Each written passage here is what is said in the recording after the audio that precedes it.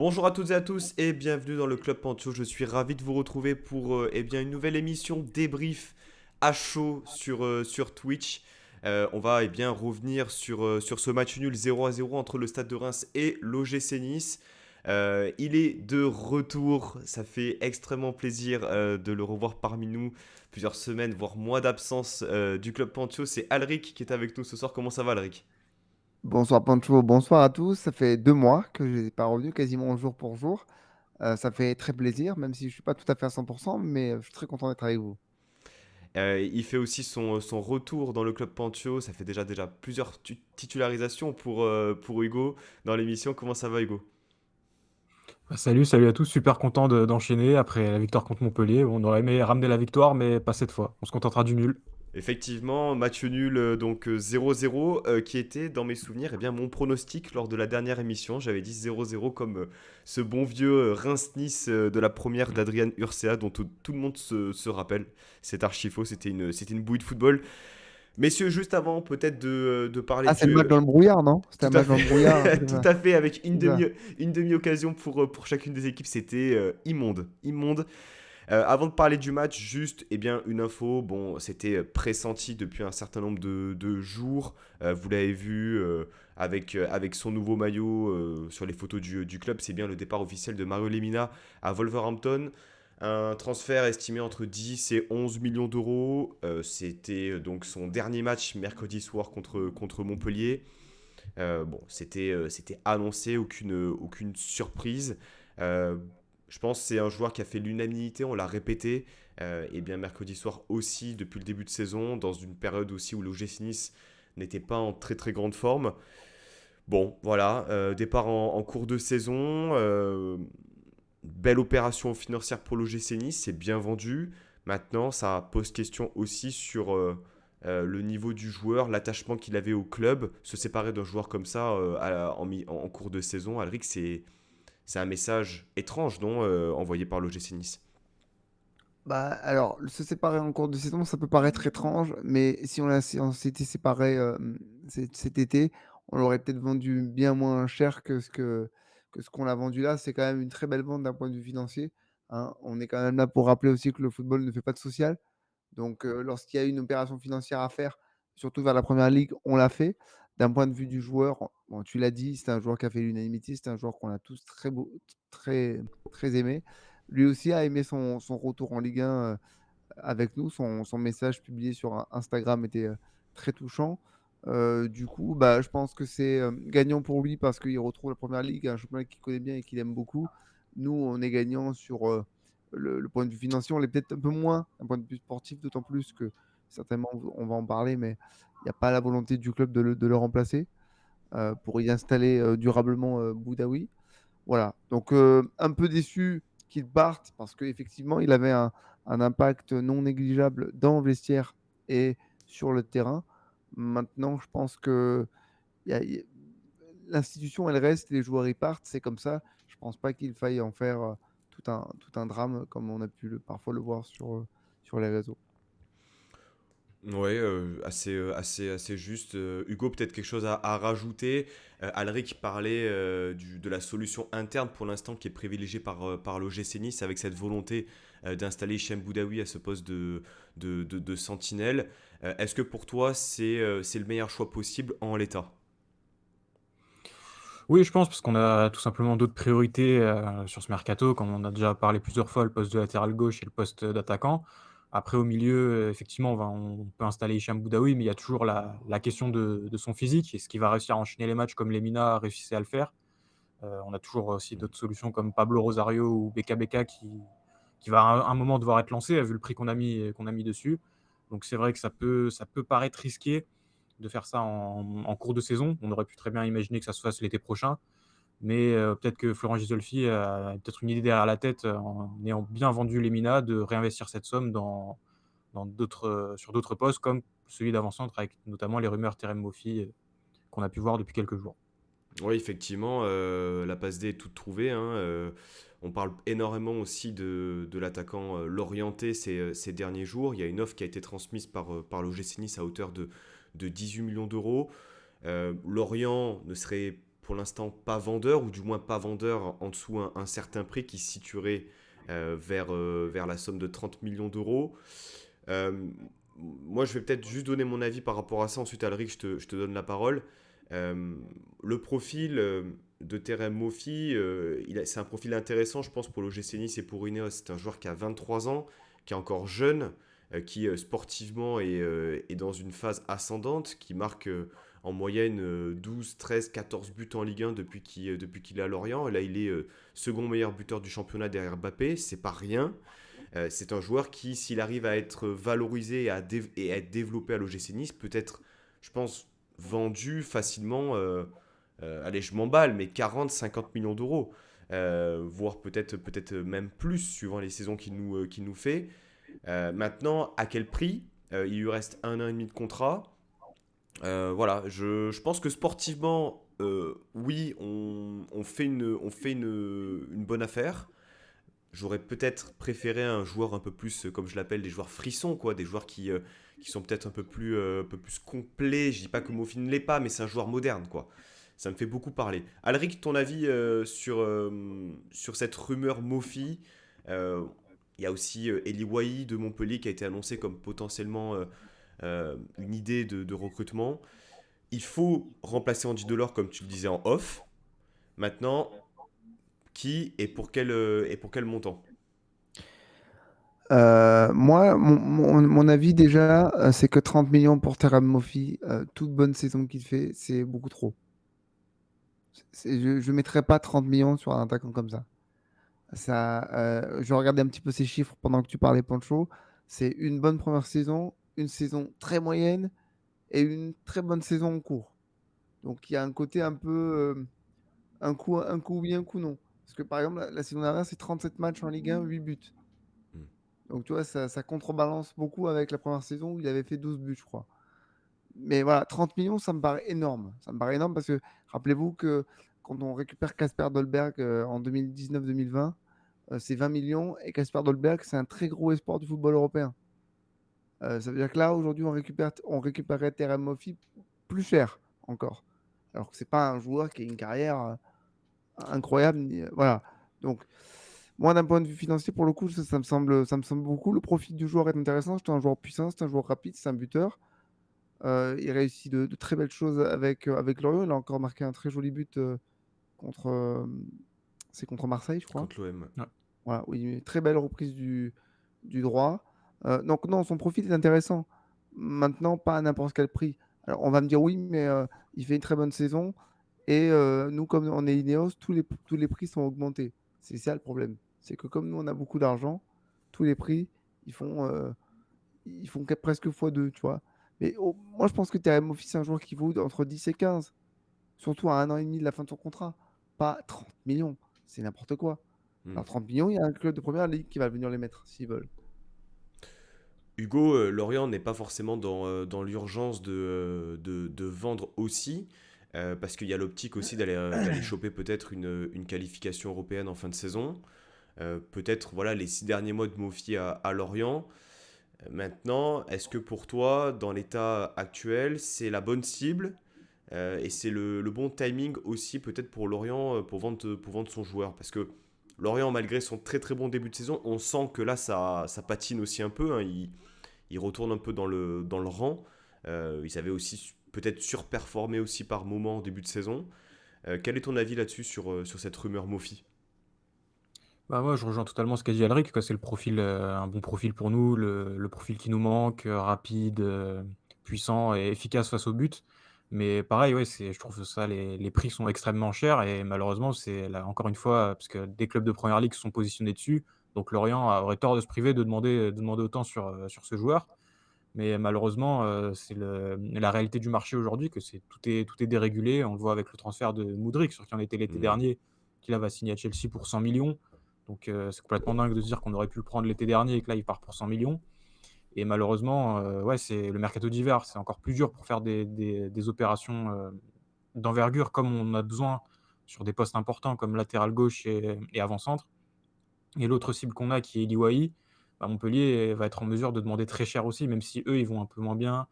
Le joueur a, je trouve, Eli Wahi a encore plus de potentiel que Terem Moffi, donc je pense que dans tous les cas, on va devoir sortir, enfin la direction va devoir sortir, beaucoup d'argent, et c'est peut-être pour ça que les ventes de Lemina et de Delors, seront peut-être intéressantes pour nous offrir un peu plus de manne financière.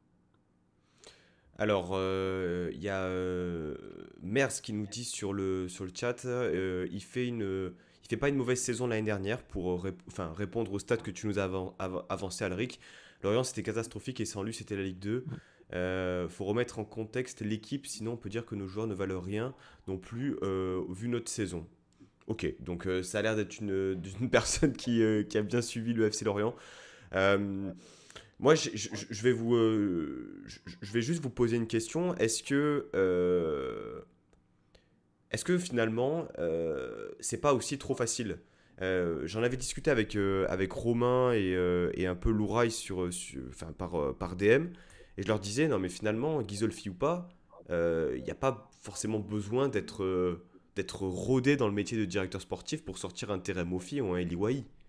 Ce que je reproche aujourd'hui, attention, hein, là on est sur un avis un peu aigri, hein, mais ce que je reproche aujourd'hui au recrutement et à la politique de recrutement, c'est le manque de flair, le manque d'idées, le manque ouais, d'idées dans le recrutement. On va chercher des joueurs confirmés, mais aujourd'hui, il suffit pas d'avoir un directeur sportif exceptionnel pour aller chercher Mofi ou d'autres joueurs.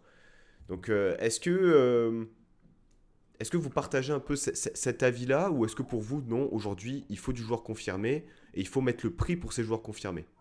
Moi, je pense déjà qu'il faut des joueurs confirmés Ligue 1. Parce que c'est bien beau d'avoir des Ramsey, des Barclay, des machins, mais ils ont besoin d'une période d'adaptation parce qu'ils comprennent rien au championnat dans lequel ils sont. Ils parlent pas la langue et on perd du temps. Donc, il te faut des joueurs confirmés Ligue 1. Il te faut des bons joueurs confirmés Ligue 1. Attention, parce que je vois dans le chat qu'on donne l'impression qu'on n'en veut pas de Terem Moffi. On n'a Oui, pas dit ça. On a dit qu'on ne le prendrait pas à 30 millions. Parce que moi, Terem Moffi, tu me dis, l'OGC Nice se positionne dessus et met 15 millions à 1 an et demi de la fin de son contrat. Pour moi, c'est une belle vente parce que c'est un bon joueur de Ligue 1 et c'est une bonne affaire pour nous. Mais 30 millions, ça me paraît énorme. Alors, à moins qu'il finisse à 45 buts à la fin de la saison et il ne signera pas chez nous, il signera en première ligue pour 50 millions. Mais si lui, aujourd'hui, vaut 30 millions, un joueur qui est 2 fois supérieur à lui, il en vaut 70, du coup. Donc, moi, je trouve que les prix, c'est devenu tellement n'importe quoi que tout le monde valorise ses joueurs un peu n'importe comment. Et en plus, comme je le disais, comme nous, on a beaucoup d'argent, tous les prix sont augmentés quoi qu'il arrive. Je me souviens qu'à l'époque, Alexis Club Maurice, tu l'achètes à 14 millions parce qu'on vient d'être racheté par Ineos et parce qu'il sort d'une très belle saison en Ligue 2. Enfin, c'est un joueur de Ligue 2 à l'époque. C'était un très bon joueur de Ligue 2, mais ça reste un joueur de Ligue 2. Tu ne dois pas le payer 14 millions normalement. Donc voilà, on n'est pas. Enfin, personnellement, je suis pas contre sa venue à Terem Moffi, mais pas à ce prix-là. Hugo, ton avis là-dessus? Ah, totalement d'accord, mais après, c'est là aussi peut-être que les ventes justement de Lemina et de Delors, comme je disais, pourront nous être utiles parce qu'apparemment Delors, on discute autour de 5-6 millions, donc ça nous ferait déjà 15 millions rajoutés au transfert de Lemina que tu peux réinvestir tout de suite. Là, je trouvais ça intéressant, surtout qu'on libère de la masse salariale en plus, donc peut-être que là, c'est peut-être justement pour ça, en prévision de ça, qu'on a fait partir Lemina plus tôt que ce qui était peut-être prévu. Donc là, à ce niveau-là, oui, on pourra discuter, mais c'est vrai que dans l'idée, Terem Moffi, 30 millions, c'est beaucoup trop cher. Mais malheureusement, le marché est comme ça et on a des besoins à ce poste. Donc, vu les ventes qu'on a fait, j'accepterais, je comprendrais et je serais pour qu'on mette l'argent sur Mofi vu les besoins de l'équipe actuelle parce que je ne me vois pas terminer la saison avec la board en seule alternative devant, quoi. Et puis peut-être que récupérer Mofi maintenant, c'est justement en essayant de l'avoir maintenant et pas tenter de le récupérer 6 mois après lorsqu'il aura fait sa saison à 20-22 buts peut-être en Ligue 1 et essayer de concurrencer d'autres équipes. On a vu que pour l'instant, on va pas ressortir les dossiers Sommer et d'autres joueurs qu'on n'a pas réussi à convaincre.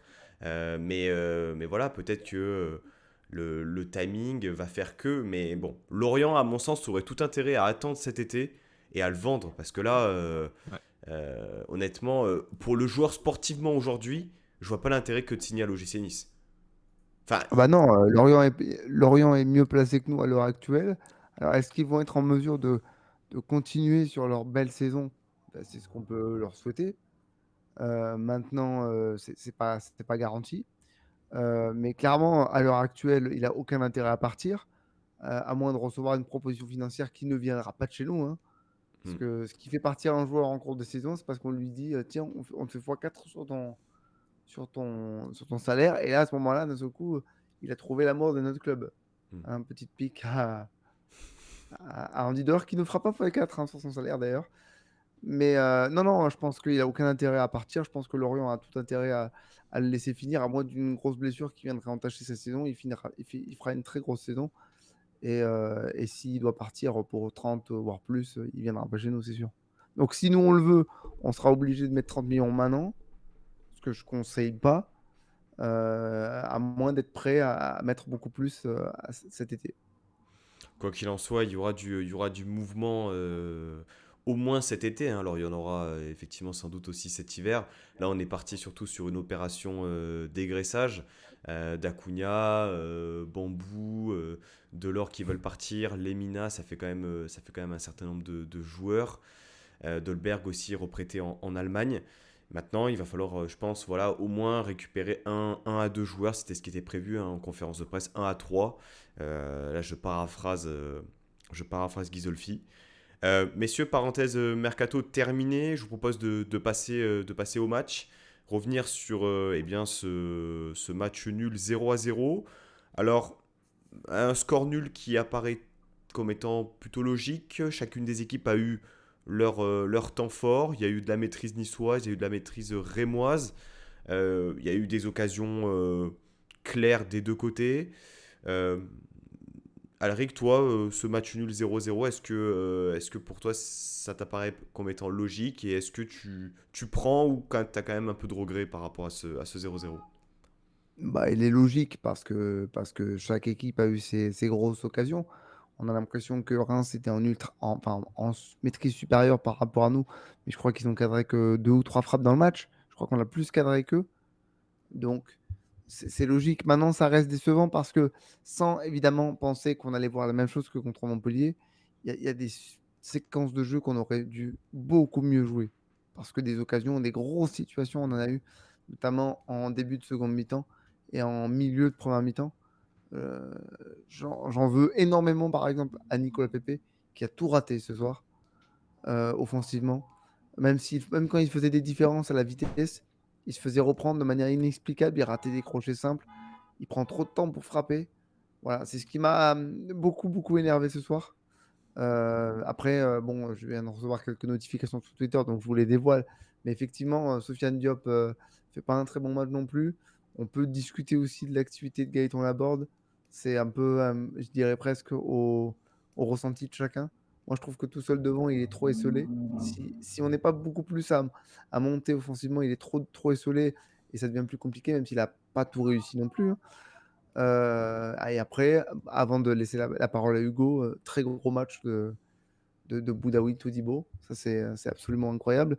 Et j'espère que Hicham pourra confirmer parce qu'à ce poste-là, on le savait, hein, au cœur du jeu, c'était intéressant pour lui. Mais effectivement, si on n'a pas prévu de remplacer Lemina, c'est peut-être parce que lui, il a le profil pour le remplacer. Maintenant, ce qui va nous manquer, sans Lemina, c'est ce qu'on disait, c'est une influence mentale dans le vestiaire et sur le terrain. Je pense qu'un Lemina aujourd'hui, il peut te faire gagner le match. Et puis peut-être aussi de l'impact physique. Alors non pas que Boudaoui n'en mette pas, mais Attention parce qu'il tombe pas, hein. Il tombe pas ouais. pendant les duels, hein. C'est un faux maigre, hein. Mais effectivement, Lemina avait aussi cette puissance dans les duels qui pouvait par moments aussi nous soulager. Avant de partir un peu plus sur les prestations dans le détail, on aura le temps justement de voir justement ce qui a fonctionné, ce qui a un peu moins fonctionné sur ce match-là. Hugo, toi, ce 0-0, euh, est-ce que finalement on est un peu dans cette continuité du match de Montpellier, mais face à un adversaire un peu plus solide, un Reims qui justement n'hésitait pas à aller récupérer haut sur des phases de pressing, euh, et des équipes qui se ressemblaient finalement, je trouvais aussi dans les ambitions de jeu. Qu'est-ce que tu en as pensé de ce match-là dans sa globalité? Ouais, c'est ça, je trouve que le nul est logique parce que je trouve que Reims a eu plus de maîtrise du ballon, ils ont plus contrôlé le match et nous, on a eu plus d'occasions en transition, surtout en contre. Mais je suis un peu déçu parce que j'aurais aimé qu'on ait plus de maîtrise justement technique de ce match, à part un peu en début de 2 mi-temps et un petit peu en début de match où on a eu 5 minutes à chaque fois, un peu de possession, où on faisait tourner le ballon. Je trouve qu'on a souvent, été dans la caricature de, lancer Pépé en profondeur, même si c'est là qu'on a obtenu nos occasions. Mais j'aurais bien aimé qu'on arrive à poser plus le ballon, qu'on essaye de sortir les ballons proprement, plutôt que de balancer direct sur Pépé. Même si évidemment, comme tu l'as dit, avec Reims, on avait quand même plus d'adversité, notamment dans l'intensité physique. Et c'est sûr que face à Montpellier, c'était facile de sortir les ballons, de circuler. Là, ils nous ont pressé haut, ils nous ont agressé, donc c'était vraiment dur de sortir les ballons. Il y a une séquence en milieu de première mi-temps où on perd beaucoup de ballons justement en ressortant court avec Schmeichel, avec Dante. Donc oui, plus d'adversité, mais un peu déçu. J'aurais bien aimé qu'on soit un petit peu plus dans la lignée du match de Montpellier en termes de maîtrise du ballon. Mais oui, forcément, avec un adversaire plus dur, c'est plus compliqué. Et pourtant, par 2-3, on a compris que lorsqu'on faisait du pressing, du gros pressing, qu'on jouait haut à la récupération, on les mettait en difficulté. Ce que j'ai trouvé dommage, c'est qu'on aurait gagné à jouer au moins 10-15 mètres plus haut. Ouais. Quand on l'a On a, fait, Mmh. on avait la on a été maîtrise, intéressant. on a été intéressant et on avait la main mise. En fin de première mi-temps, l'occasion de Barclay, elle est parce que Dante, pas Barclay, Ramsey et Dante sont au Il pressing pour reste haut. récupérer le Mmh. ballon. La première occasion de Laborde, je crois que c'est pareil. Tout c'est un jeu de pressing. En début de seconde mi-temps, quand tu as ta période de 10 minutes où tu es vraiment en maîtrise, c'est parce que tu récupères le ballon haut. Voilà, je trouve qu'on a été trop bas, alors comme tu le disais, dès qu'on a compris qu'il fallait les prendre en profondeur, c'est intéressant. Le problème, c'était quand on a compris, c'était en fin de match et on a commencé, on était cramé physiquement parce que envoyer des bastos devant un PP, bah, je veux bien qu'il rate tout, ok, c'est pas de problème.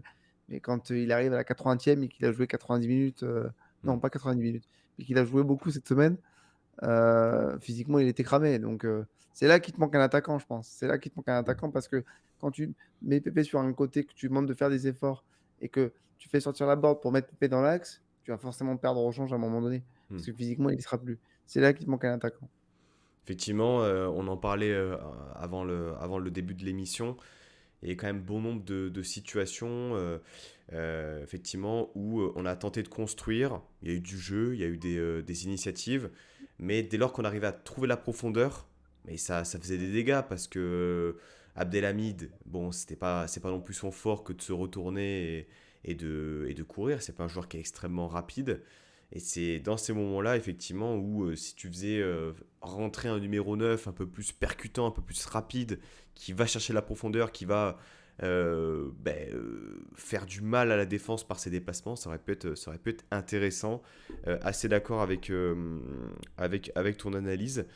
Euh, ouais, du jeu, tu parlais justement de ce pressing-là. On a vu plusieurs fois justement Dante sortir de sa défense.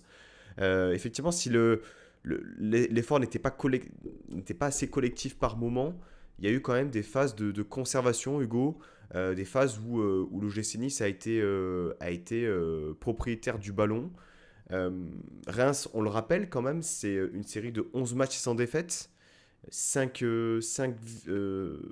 victoires, 6 matchs nuls, quelque chose comme ça. Donc c'est quand même pas déconnant. Est-ce qu'aujourd'hui, on peut considérer que c'est un bon point récupéré à Reims par rapport au momentum et à notre situation aussi à nous? Ah oui, c'est au momentum, oui. Vas-y Hugo, vas-y, excuse-moi. Ouais, bah, ouais, un bon point, ouais, vu la dynamique, qui est même si on a battu Montpellier un peu plus tôt dans la semaine, faut pas oublier d'où on vient, cette fameuse phrase quoi, l'élimination contre le Puy et Je cetera, vais le m'énerver, fait hein. arène. Ah ouais, mais il faut c'est important de le dire. Mais ouais, on n'est pas sur une dynamique, folle et ça s'est senti, je pense, avec un peu plus de confiance dont bénéficiaient les Rémois qui sont invaincus depuis 10 matchs. Avec un peu plus de confiance, je pense vraiment qu'on aurait pu gagner ce match Conditions et physiques.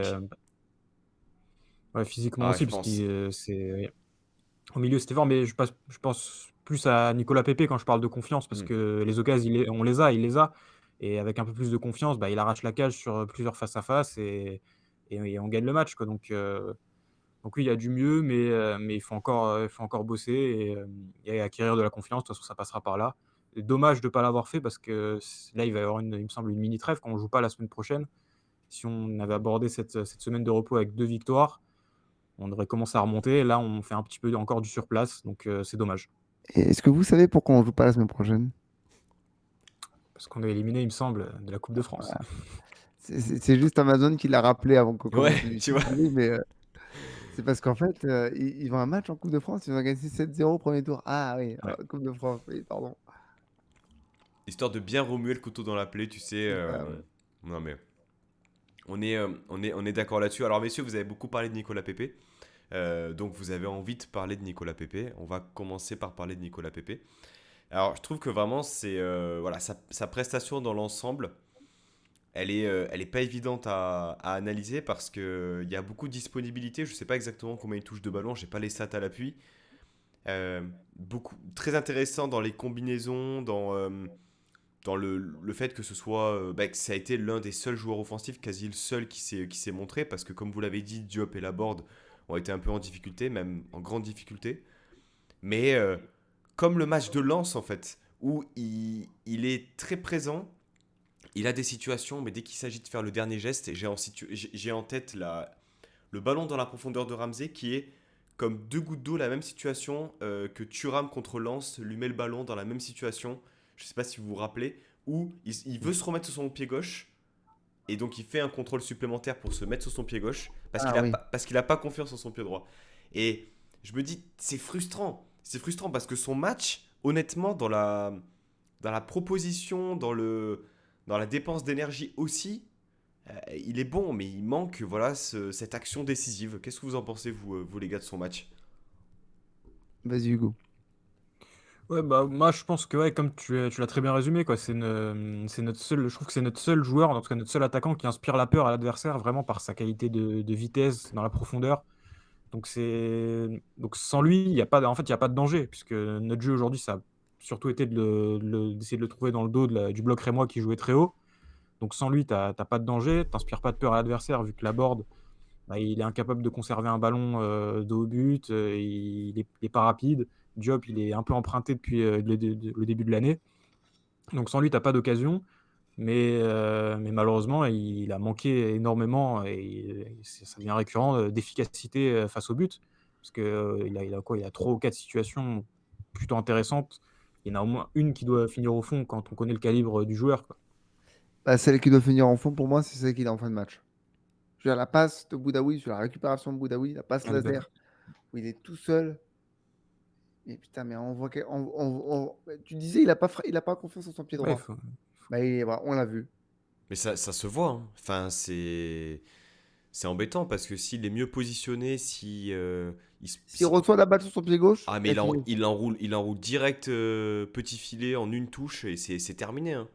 C'est terminé. Mais bon, le problème c'est qu'il joue à droite, donc il est omnibulé par l'intérieur, ce qui peut se comprendre, mais il manque quand même des occasions concrètes. On va pas rappeler le match du Puy, mais il y a eu quand même des. Non, le match du Puy, ça n'existe plus. Oui, ça n'existe Vincent plus, oui, Lucien oui. Favre n'est plus là, Mais donc ça n'existe plus. il y a eu quand même des moments un peu clownesques, hein, Pépé, Au hein, Puy, oui. Ah oui.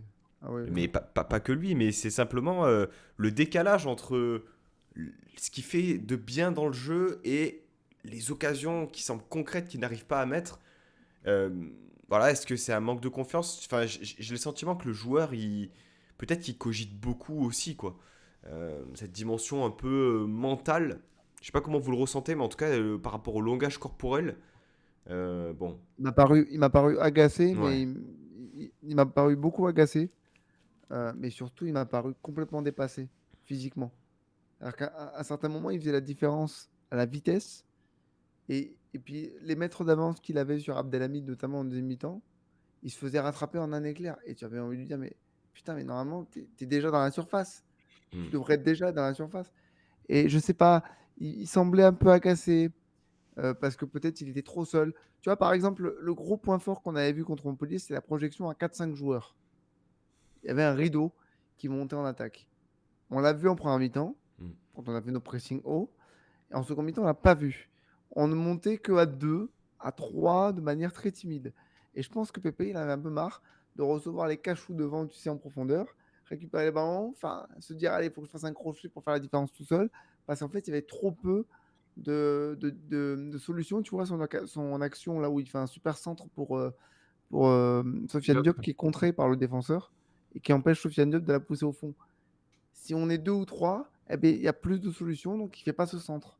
Hmm. Il fait autre chose. Je pense qu'il a été un peu agacé par rapport à ça. Hmm. Parce que si personne ne l'accompagne, tous ses efforts, ben, ils peuvent être réduits à néant par un crochet raté, en fait. Alors qu'il suffirait juste qu'il il donne le bon ballon, quoi. Puis j'ai aussi l'impression que c'est un joueur qui, sans ballon, euh, lorsqu'il s'agit de courir, faire le travail un peu ingrat de pressing, donc là sans ballon, mais également le travail quand tu es numéro 9 et va te frapper des saucisses tout seul face à deux gars d'un mètre 95. Euh, voilà, alors qu'avec le ballon, il peut faire des choses magiques, mais sans ballon, Hugo, je sais pas ce que t'en penses. Est-ce qu'on, je dis pas qu'il est feignant, mais en tout cas, c'est pas encore une habitude chez lui que de faire ce genre d'effort supplémentaire peut-être. Peut-être qu'il se repose Ouais, aussi moi, trop sur ses qualités, hein, je sais pas. ouais, moi, j'aurais du mal à lui reprocher les efforts dans le repli. En tout cas, quand il est sur le côté, je trouve qu'il aide quand même souvent le Tomba, qui fait bien le travail, notamment contre Lens. Ça va être intéressant pour gêner les décrochages. On se rappelle de Fofana entre les lignes. Et là, ce soir aussi, quand il était sur la droite, je trouve que ce serait sévère de lui imputer ça. Mais après, je pense, oui, pour revenir à ce qu'on disait avant, c'est surtout un manque de confiance. Parce que sous Favre, au début de saison, je trouve qu'il a été trimballé un petit peu à plusieurs postes, entre les différents schémas. Un coup en pointe, un coup dans l'interligne droit, un coup sur le côté. Donc finalement, il a pas pu avoir suffisamment de repères pour retrouver la confiance. Et je pense qu'il faut vraiment l'installer à ce poste, vraiment d'ailier droit, qui est là où où il a fait ses preuves du côté du LOSC, pour vraiment qu'il retrouve cette confiance. J'aurais bien aimé qu'il en marque un ce soir, parce que ça lui aurait fait du bien après son doublé contre Montpellier, pour vraiment enchaîner avec cette dynamique positive. Mais oui, en tout cas, je le préfère largement sur la droite qu'en pointe, où en effet, il a du mal à peser sur les défenses, à faire les déviations, à aller au contact avec les défenseurs. Donc oui, je pense vraiment qu'il faut l'installer là. Et c'est pour ça aussi qu'un renfort de plus en pointe au mercato hivernal serait intéressant pour avoir en sortie de banc, quand la board ça va pas, tu fais rentrer un autre attaquant plutôt que de décaler Pépé dans l'axe et lui laisser vraiment prendre ses repères sur ce couloir droit. Alric, quelque chose à rajouter sur Nicolas Pepe ou on a tout dit? Non, je pense qu'on a tout dit. Et puis, je pense que si on continue à parler sur lui, ça éclipserait le manque de performance d'autres joueurs. Donc, je pense que lui a déjà assez pris. Encore que, comme on l'a dit, il fait pas un Pour moi, mauvais il fait match, pas un hein. mauvais match, hein. Franchement, hein, c'est. Pour moi, il est dans les, comment dire, il est dans les moins parce qu'il a tout raté devant. C'est lui qui a eu les plus grosses occasions. Maintenant, et parce que c'est un attaquant. Un attaquant, ça doit marquer. Lui, il doit marquer. Maintenant, il n'a pas fait un mauvais match. C'est justement lui qui s'est créé les plus grosses occasions. On peut parler de Soufiane Diop. Ça a été Ouais. compliqué pour lui ce soir. Oui, Sofiane Diop, effectivement. Alric, tu le dis bien, compliqué. Alors, depuis, bon, on peut dire aussi qu'il revient de blessure aussi. Il a pas fait toute la prépa. Est-ce qu'aujourd'hui, c'est un souci d'ordre physique pour Diop? À l'instar de la board, il a été un peu transparent. Alors, en première mi-temps, j'ai trouvé quand même bien pris. Parce qu'il vient très régulièrement dos au jeu proposer une solution de remise, etc. Plusieurs fois, on l'a vu justement pris à deux, au moins. Mais c'est dommage de ne pas l'avoir plus vu, Hugo.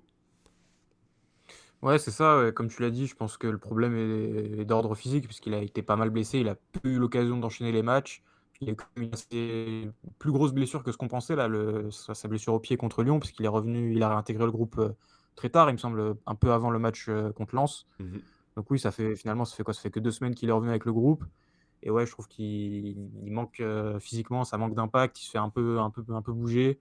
Il a du mal à se rendre disponible entre les lignes, comme ce qu'il faisait plutôt bien avant la trêve, à venir entre les lignes pour fluidifier le jeu. Là, il a du mal à peser. Donc ouais, je pense qu'il faut pas trop lui taper dessus, il faut le laisser enchaîner et retrouver les rythmes. Parce qu'on sait que c'est un joueur qui peut et qui doit faire la différence, qui doit être important pour notre jeu. Alric, souci d'ordre physique pour Job, j'ai pas le souvenir vraiment d'une action, d'une situation vraiment où il a été, si à la limite peut-être l'occasion, ou s'il est un peu plus... Si la balle n'est pas contrée, je pense qu'il arrive à la toucher, parce Moi, je qu'elle pense est... qu'il est surpris parce que la balle, elle est contrée. Tu vois, quand tu dévies, ne serait-ce que légèrement, la trajectoire d'un ballon, tu es pris à contre-pied. Donc, à moins d'être un peu plus en avance, mais alors prendre le risque d'être hors jeu à ce moment-là. Moi, j'y en veux pas. Alors, c'est sûr que dans l'emballement du match, j'ai dit, mon Dieu, mais qu'est-ce qu'il a raté? Incroyable. Quand tu vois qu'elle est contrée, tu te dis, bon, d'accord, le défenseur a quand même bien joué le coup. La sortie du gardien peut gêner aussi. Hmm. Parce que le gardien, il est assez impressionnant, ce gardien, parce que quand il sort, il arrive à prendre assez de place Ouais. pour que tu te dises, ok, là, c'est pas simple du tout. Moi, je pense que c'est dans son apport offensif, pardon, où c'était compliqué. Il n'a pas fait beaucoup de différence. Hmm. Bon, pas beaucoup aidé par un Melvin Barr sur son côté gauche offensivement qui était. C'était compliqué aussi. Voilà, j'aurais aimé qu'il arrive par une passe, par un dribble, à décompter de quelques situations. Ça n'a pas été le cas. Voilà, moi, je pense que physiquement, oui, il a besoin de reprendre un peu de rythme. Mais tu vois, on peut dire physiquement, oui, machin. Quand tu vois le match contre Montpellier, il y a tellement d'écart entre ces deux matchs que, ouais, c'est certainement un problème physique.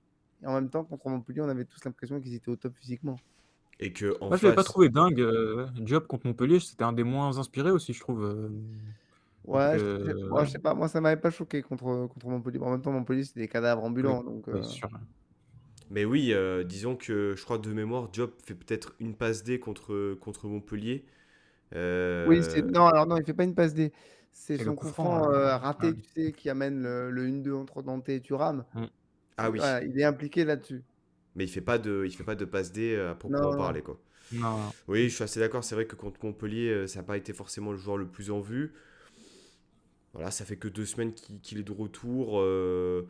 Je pense que ça change aussi un peu quelque chose parce que jusqu'à présent, il n'y avait que deux milieux de terrain et on demandait à Diop sur certaines séquences de venir un peu plus récupérer dans le cœur du jeu. Seulement maintenant, tu as un joueur comme Thuram qui est censé faire ce poste-là et ce rôle-là. Et ça fait qu'on attend peut-être Diop un peu plus haut sur le terrain. Donc il doit y Et un avoir peu plus sur le côté, surtout. sur le Il faut côté, vraiment qu'il colle la ligne. jouer un peu plus sur la percussion, sur C'est ça. l'étirement du bloc, chose que Diop peut faire aussi, hein. Mais Je bon, sais pas si c'est un ailier pur, par contre. pour moi c'est un meneur de jeu excentré. Voilà, c'est ça. Tu vois, il n'a pas des qualités folles de vitesse. Par contre, il a une très bonne vision du jeu, il a une très bonne patte. Il commence à bien tirer les corners aussi. Qui Euh, ne tire pas d'ailleurs. Il en a tiré aucun, je crois, aujourd'hui. ah, c'est les coups francs, c'est le coup franc qu'il a bien tiré. C'est le coup franc, pardon. Ouais, parce que les corners, ça a été Nicolas Pepe, je crois, et Barclay, et je sais plus qui. Oui, il y a un coup franc qui tire bien sur l'occasion hors-jeu de Ramsey. Euh, alors, on a parlé de. Enfin, j'ai émis le nom de Kefren Turam. Kefren Turam, euh, première mi-temps plutôt correct, comme toute l'équipe. Deuxième mi-temps, on sentait que ça tirait un peu à la langue. Physiquement compliqué pour Thuram, ce qui n'a peut-être pas permis aussi à Diop de s'épanouir pleinement, vu le lien qui peut aussi unir ces deux hommes-là par rapport à leur position, Hugo. Ouais, puis il a été bien pris aussi. Je trouve qu'il est, les équipes le savent, et surtout vu son match à Montpellier, c'est un de nos, quand il est en forme, c'est un de nos atouts majeurs. Donc je trouve qu'il a quand même été bien pris par le double pivot là, de Reims, Mounetzi et Matusiwa. On a peu réussi à le trouver entre les lignes. Pourtant, je trouve qu'il a quand même fait pas mal d'efforts, notamment toujours dans ce rôle, depuis que Digard est arrivé, en phase défensive de premier, quasiment en soutien de Laborde pour le pressing. Donc au niveau des efforts, je trouve que j'ai pas grand-chose à lui reprocher. Après, ouais, il a été bien pris. Il paye aussi le fait qu'on a réussi peu de transitions. On sait que lui, c'est le profil box-to-box, vraiment, avec de la projection rapide quand on récupère le ballon. On a peu réussi on a mal négocié, je trouve, nos transitions. On n'a pas beaucoup réussi à le trouver. Et lui a eu du mal à se rendre disponible parce qu'il était bien pris. Donc, ouais, match plutôt compliqué. Et dommage, ça aurait été bien Lucie qu'il enchaîne après ce bon match contre Montpellier. Ouais, pas mieux. C'est ce que je pensais. Si tu l'as dit, Hugo, c'est dès qu'il n'y a pas d'accélération, dès qu'il n'y a pas de prise de risque en vitesse, c'est plus compliqué pour lui. Ce que je trouve dommage aussi, c'est qu'on voit plus, comme on voyait la saison dernière, sa qualité de passe. C'est un joueur qui a une bonne Mm. qualité de passe, qui sait faire du jeu un peu long, parfois par-dessus la défense, tout en toucher. Il l'a montré l'année dernière sous Galtier. On le voit plus, on la voit plus cette corde qu'il avait à son arc. Mm. C'est compliqué. Après, comme tu l'as dit, trop bien pris pour pouvoir s'exprimer. Euh, voilà, c'est un peu dommage parce que ça aurait été bien sûr, comme tu dis, de pouvoir enchaîner et qu'on retrouve le vrai Kefren Turam. Mais bon, effectivement, je pense que les équipes commencent à comprendre que s'il prend de la vitesse, tu le revois plus. Et Donc ouais, c'était juste, compliqué, mais on peut pas tout lui reprocher non plus. justement, par rapport à Thuram, moi j'adore, c'est un joueur qu'on adore ici et dans d'autres émissions bien connues. Euh, mais justement, moi, je pense qu'on est en droit d'attendre autre chose. On dit trop, on fait trop le lien Thuram, percussion, exploit, balle au pied, etc. Justement, moi j'aimerais le voir plus complet dans la passe, dans un autre registre peut-être où c'est lui qui est pas le quarterback, mais vous voyez un peu l'organisateur du jeu, parce que je pense Mais on qu'il le peut le voyait ça faire. l'année dernière. Ouais, il peut le faire et là il le fait pas. Ça fait que du coup, comme tu le dis, quand il n'y a pas les phases de jeu qu'il affectionne particulièrement, à savoir les transitions rapides, eh bien c'est un joueur, je vais pas dire quelconque, mais c'est un joueur bon, qui a du mal à exister. Mais aujourd'hui, on se doit aussi d'attendre peut-être autre chose de Kefren Turam. Si c'est un top prospect comme on nous le vend depuis l'année dernière, parce que c'était l'année dernière où il a véritablement explosé, il faut aussi qu'il soit capable de faire autre chose. Voilà. Ouais, ouais. En plus, c'est un joueur qui a aussi une bonne frappe de balle. Et je trouve que il prend pas suffisamment de risques Mmh. quand il est en bonne position. Trop En fait, le gros défaut de nos joueurs, et on y reviendra sur une action de Barclay par exemple, c'est il n'y a pas un qui frappe de loin. Quand tu es aux abords de la surface, ils veulent trop faire la passe en plus. Et je trouve que Thuram, c'est quelque chose qui lui manque, ça aussi.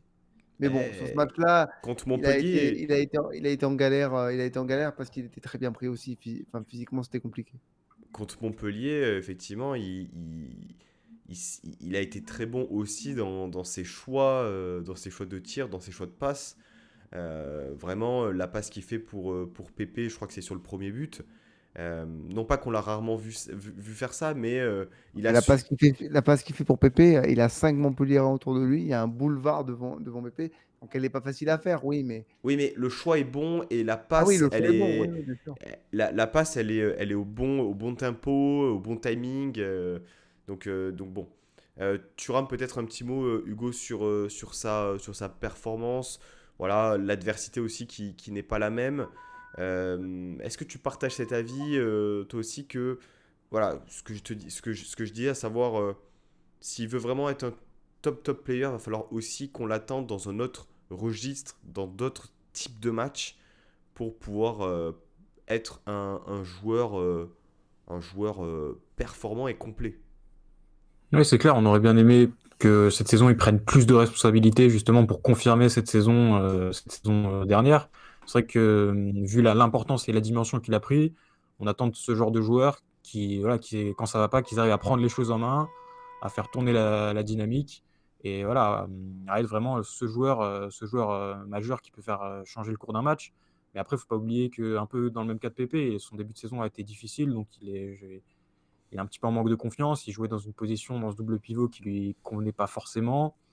On en a peu parlé aussi, mais apparemment cet été, il aurait bien aimé rejoindre le PSG. Apparemment, le club l'aurait un peu bloqué. Donc il fallait digérer ça. Aussi le départ de son ami Gouiri, qui aussi, et oui, ce qui va permettre de rebondir sur quelque chose d'autre, c'est que Thuram, c'est un joueur qui a aussi besoin de créer des relations techniques avec des joueurs, comme Gouiri l'année dernière, où ils aimaient beaucoup échanger les ballons. On le voit un petit peu avec Pépé de temps en temps, mais c'est sûr Diop. que si on. Diop, ouais, c'est vrai, Diop. On a, et quand on joue trop bas, comme aujourd'hui, ou quand on balance tout en transition, on ne lui permet pas justement de créer cette relation technique et de remonter les ballons par lui. On passe directement par la case longueur vers Pépé. Donc c'est aussi quelque chose que j'aimerais bien qu'on voit plus, c'est-à-dire qu'on construise justement nos transitions autour de lui et plutôt que de balancer directement, un peu caricatural, un peu de manière caricaturale comme on l'a fait aujourd'hui. Ouais, pas mieux. Ok, ok. Kefren Turam, donc parenthèse fermée. On n'a pas parlé d'un joueur qui a cristallisé bon nombre de critiques aussi pendant le match. Une performance compliquée, on l'avait vu très volontaire, très disponible contre Montpellier. Très bon aussi voilà, dans l'utilisation du ballon malgré son 28e poteau de la saison. C'est Gaëtan Laborde. Gaëtan Laborde qui a eu un match compliqué. On l'a dit, la solution pour se procurer des occasions, du moins toutes les situations qu'on a eues, c'était principalement en profondeur. On sait que Laborde, c'est pas son registre où il excelle. Il a eu quelques remises à gérer. Bon, je l'ai trouvé vraiment dedans. Pour moi, si je devais m'avancer un peu, je dirais que c'est un peu mon gros flop de ce match-là. Il a réussi très peu et trop peu. Est-ce que Alric, on n'a pas. Là, ça nous montre aussi qu'on a besoin de remplacer Delors dans un premier temps et aussi de prendre un joueur, comme on en a parlé avec Mofi, qui apporte autre chose sur le terrain que Laborde. Bah, clairement, oui, Laborde, le problème, je trouve personnellement que seul devant Laborde, c'est compliqué parce qu'il faut prendre la profondeur. Ou alors, il faut être très bien accompagné. Et ça n'a pas toujours été le cas aujourd'hui. Donc c'est compliqué pour lui. Après, il y a l'occasion de Ramsey en fin de première mi-temps. Si Ramsey lui donne le ballon, il est seul face à la cage et tu sais que ça va finir au fond. Donc le truc, c'est qu'en fait, on a du mal avec. Enfin, on a du mal à voir on voit qu'il fait des mauvais matchs, c'est ça que je voulais dire, parce que il n'a pas d'occasion en fait. Il n'a aucune occasion à se mettre sous la dent. Donc il a un travail super ingrat à réaliser. C'est compliqué. Là, ça a été beaucoup plus compliqué, oui, même dans le fait de garder le ballon dos au jeu. Quand il y arrive, il se retourne, il loupe la passe d'après. Donc c'était très compliqué pour lui. Mais j'ai trouvé qu'on l'avait beaucoup moins accompagné, qu'il avait beaucoup moins de passes à exploiter. Ouais, c'était très compliqué pour lui. Mais après, je reste persuadé que seul devant, c'est pas son. Ça peut pas l'aider, quoi. Hugo, ton avis sur la performance de Laborde, compliqué, victime aussi du changement tactique de Didier Digard. Bah, non, moi je pense que le problème avec, les attaquants du type comme Laborde qui sont des attaquants vraiment de surface, c'est vrai que c'est pas un attaquant qui est capable de garder le ballon dos au but, de faire des déviations, c'est pas un attaquant qui est capable de prendre la profondeur. C'est le genre d'attaquant qui quand il doit être dans la surface et qui quand il a une occasion, il doit la mettre au fond et le problème c'est qu'il est pas du tout réaliste cette année, même ce soir il en a une, quand même, belle quoi, en début de deuxième mi-temps, en centre en retrait, il cadre même pas donc ça commence à être compliqué. Il a touché beaucoup le poteau, OK, il fait beaucoup d'efforts. Il est pas forcément en réussite, mais à un moment donné, il faut, voilà, les attaquants, comme lui, il faut qu'il cadre, il faut qu'il marque parce il apporte trop peu d'autres options et notamment au niveau technique, au niveau physique et lui, c'est vraiment un peu comme Delors, on doit les attendre sur les buts et là où Delors, rapidement l'année dernière était arrivé aussi dans un collectif qui tournait mieux à marquer ses buts, à être décisif. Lui, il peine à le faire et du coup, bah, ça dévalorise largement son bilan et au vu de l'investissement et de l'expérience qu'il a, on peut pas se contenter des efforts qu'il fait et de sa grinta, quoi. Il doit être plus efficace et plus dangereux devant le but. Sur le peu d'occasions qu'il a, j'entends mieux de lui, en tout cas. C'est vrai que j'avais oublié son occasion en début de seconde mi-temps où il envoie le ballon tuer les pigeons. C'est vrai que je l'avais oublié, mais après, c'est pas la plus facile à Oui, mettre au fond pour le coup. mais tu Mais dois cadrer au moins, quoi. c'est intéressant qu'il veuille au moins la jouer première intention. Parce qu'il aurait pu essayer de la contrôler et perdre le ballon, tu vois. Donc il s'est créé cette occasion, c'est vrai. Mais voilà, comme tu dis, ça me rappelle un petit peu un autre joueur bien connu de l'OGC Nice, quand on disait il faut qu'il ait le ballon dans la surface, chose qu'il n'avait jamais dans la surface. Donc forcément, c'est compliqué. Mais oui, oui, effectivement, c'est vrai que la seule occasion qu'il a dans la surface, elle finit pas au fond. Donc on peut lui reprocher ça, effectivement. Beaucoup d'efforts pour Gaëtan Laborde, qu'il paye aussi peut-être en lucidité dans le. Et ouais, physiquement, ça doit être compliqué aussi de faire ce travail ingrat. Ouais, ouais. C'est une grande première dans l'émission. Je suis tout ému puisque nous allons parler d'un joueur. qui, eh bien, depuis l'année dernière, je dois bien le reconnaître, j'en ai rarement dit du bon. Mais là, force est de constater que depuis un certain nombre de semaines, parce que Jordan Capuinho. je dirais même que depuis le début de saison, lorsqu'on fait un peu une prise de hauteur par rapport au match qu'on a fait, il n'a jamais réellement déçu. Il fait partie du top 5, top 6 des joueurs, on va pas dire les plus performants, mais les plus réguliers. Et là, sur ses dernières sorties, Lotomba, il est très régulier. On savait que défensivement, c'était relativement intéressant, Correct. sécurisant, correct. Mais alors là, offensivement, il nous a fait des montées de balles qui nous ont rappelé Dani Alves, époque Barça, mais époque 2009, hein, pas époque 2021. Euh, Est-ce que ce serait pas aussi enfin, j'allais dire le renouveau, la belle surprise de cette deuxième partie de saison? On a parlé de Rose Barclay, pas mal, puisque buteur 3 fois, mais Jordan Lotomba, il ne serait pas en train de confirmer que petit à petit, et profitant des nombreuses absences de Youssef Attal, il s'est installé comme étant le numéro un légitime de l'OGC Nice. Par la force des choses, il l'est, puisqu'il n'a pas de concurrent. Après, alors oui, je souscris à tout ce que tu as dit. Maintenant, je trouve qu'il lui manque quand même quelque chose. C'est qu'il fait une très belle course, il va percer les lignes, il va créer du décalage. Et au moment de la passe, c'est compliqué. Et il est sur, Pour et un il est sur le même côté que Nicolas Pepe, c'est dire, hein. ouais. Donc, tu vois, au moment du centre, c'est compliqué. On a des latéraux, malheureusement, et c'est ce qui a fait défaut au jeu de Lucien Favre, c'est qu'on a des latéraux qui sont pas bons, enfin, qui sont pas très bons offensivement pour faire des centres.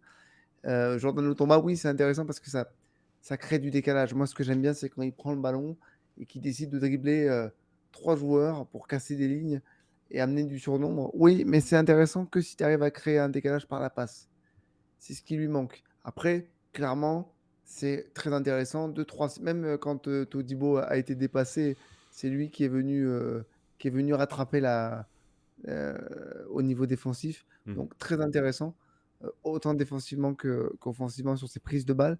Maintenant, je trouve qu'il lui manque la passe, le centre, quelque chose Hmm. qui ferait de lui un très bon latéral. Hmm. Hugo, quand on compare un peu le développement des dernières semaines de Jordan Lotomba, c'est une bonne chose, même si tout n'est pas parfait comme l'a rappelé Eric, et surtout ça pointe aussi la stagnation d'un Melvin Barr par exemple. Quel est ton avis sur Lotomba et ces dernières semaines? Ouais, c'est très positif. Ça date, je pense, d'un peu avant la trêve, là, où l'équipe avait commencé à mieux tourner. On le voyait, on sait que c'est un bon défenseur qui est très dur à passer, qui est rapide, mais sa marge de progression, c'était vraiment l'apport offensif. On sentait qu'il était toujours un peu sur la retenue, un peu trop scolaire, qu'il n'osait pas vraiment y aller, alors qu'il a les qualités pour. Contrairement à Melvin Barr, je trouve qu'il a une meilleure qualité technique, c'est pas très difficile en même temps. Il est plus rapide, donc il a des bonnes qualités de latéral, mais il n'osait pas y aller.